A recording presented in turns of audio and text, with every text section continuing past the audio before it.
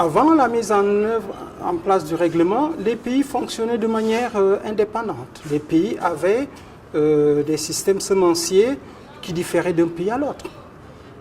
Et qui, par ailleurs, d'ailleurs, ne fonctionnaient pas réellement, parce qu'ils n'étaient pas des systèmes standardisés.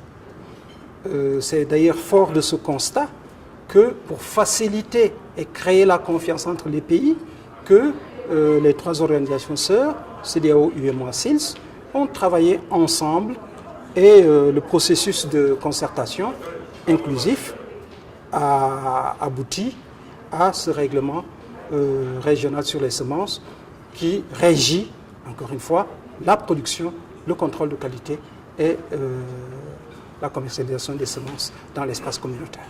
Okay, donc... Ce règlement régit tout ce qui est production de semences, tout ce qui est contrôle de qualité, tout ce qui est certification des semences et également certification phytosanitaire. Le règlement peut se résumer en 3 points principaux qui sont ceux que j'ai notés, à savoir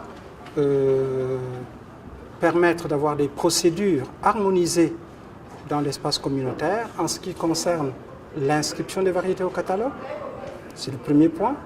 Le deuxième point, disposer de normes harmonisées pour ce qui est du contrôle de qualité et certification des semences. Et troisièmement, disposer de modalités, de procédures pour les questions d'import, export des semences, de manière à préserver la communauté contre l'entrée et la dissémination des nuisibles de quarantaine.